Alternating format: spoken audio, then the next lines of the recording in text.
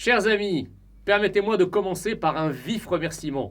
Votre fidélité et votre intérêt pour le combat du camp de la France m'a permis de franchir cette semaine la barre des 40 000 abonnés sur YouTube. Vous êtes désormais 40 000 à suivre mes vidéos quotidiennes. Votre soutien m'honore et m'oblige. Merci pour tout, merci pour vos encouragements, merci d'être derrière moi dans cette entreprise historique pour que la France reste la France. Surtout, continuez à interagir, à commenter, à liker les vidéos et surtout à les partager.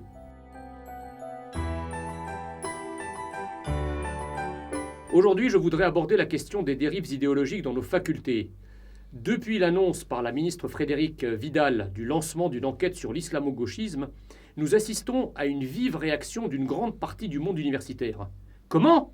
Hurle-t-il, on ne peut plus promouvoir tranquillement le gauchisme, l'islamisme, mais également le racialisme arabe et noir dans nos universités ? Mais c'est une atteinte intolérable à nos libertés et à celles de ces institutions, nous disent-ils. Un bémol tout de même, cette indignation émane principalement du monde des sciences sociales, et bien moins des départements de sciences dites dures, les mathématiques, la médecine, la biologie, la chimie, etc., où l'on a, il faut bien le dire, moins de temps à perdre dans ces dérives délétères.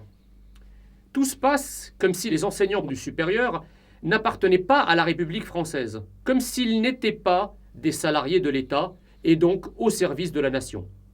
Leurs collègues du primaire et du secondaire doivent appliquer des programmes préparés par l'Éducation nationale. Mais pour ces pontes de l'enseignement supérieur, c'est open bar. Au nom de la liberté de la recherche, on peut bâtir des théories anti-républicaines et les propager en toute impunité. On a aussi le droit de dénoncer publiquement et vouer à la vindicte des extrémistes ceux qui s'émeuvent de ces dévoiements.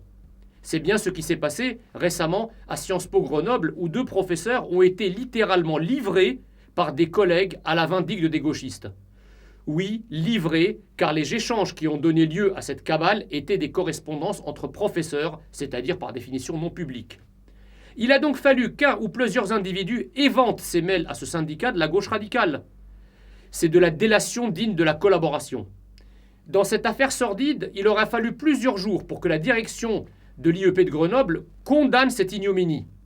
Cette lâcheté, qui à mon avis confine à la complicité, s'est affichée publiquement en de multiples occasions lorsque, par exemple, des intellectuels ou des politiques invités à s'exprimer devant des étudiants en sont empêchés par des petits fachos rouges ou verts, et de plus en plus les deux. Comment ces groupuscules arrivent à faire taire les opinions qui leur déplaisent ? Tout simplement parce que sous leur pression, des présidents d'universités tétanisés par leur tumulte annulent les conférences en question. Pas question en effet de convoquer la police pour protéger la démocratie, car il ne saurait y avoir de flics dans ces temples du savoir. Plutôt renoncer à la liberté et au débat républicain que d'y voir un képi. Napoléon qualifiait Talleyrand de merde dans un bas de soie, ce qui était très injurieux et probablement très injuste. Mais à l'égard de ces directions d'université, la grossièreté de l'empereur aurait peut-être une certaine légitimité. Ici, comme dans de nombreux autres domaines, il faut remettre le bon sens au centre de la doctrine républicaine. Il ne s'agit pas de faire de l'université le lieu de la transmission d'une doxa gouvernementale.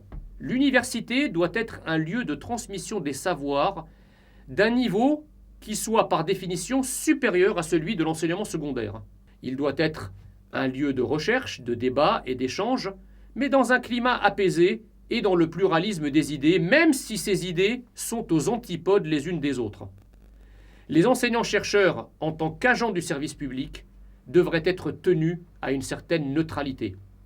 Au lieu de cela, s'est progressivement installée la cancel culture, pratique américaine qui consiste à monter une campagne de dénonciation et de dénigrement à l'égard d'un individu pour des comportements ou des propos qui déplaisent à certains. La puissance des réseaux sociaux et l'anonymat qu'ils procurent à des légions de participants permet de procéder à un lynchage en coupe réglée sans risque juridique pour les délateurs et les diffamateurs.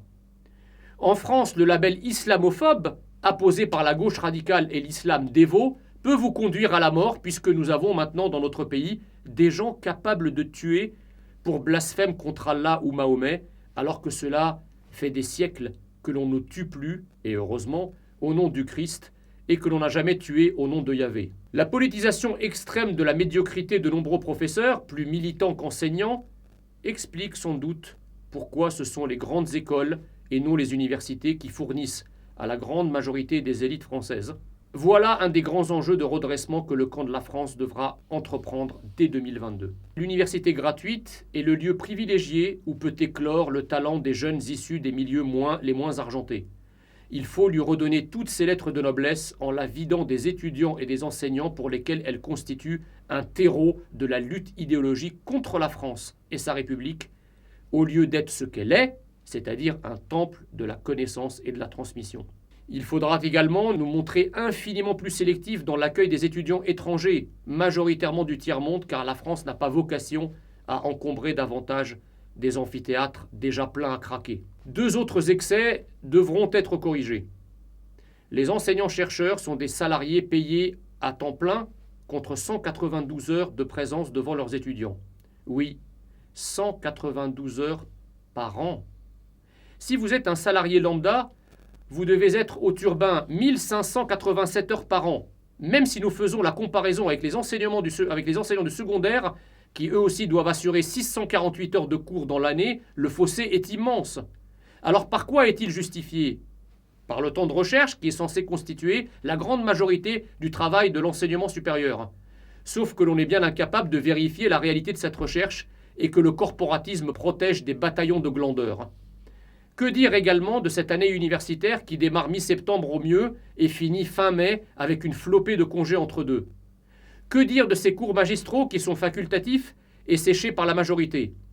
Dans le monde anglo-saxon, les enseignants-chercheurs sont jugés par le principe implacable « publish or perish », qui se traduit par « publier ou mourir », c'est-à-dire être tout simplement dégagés.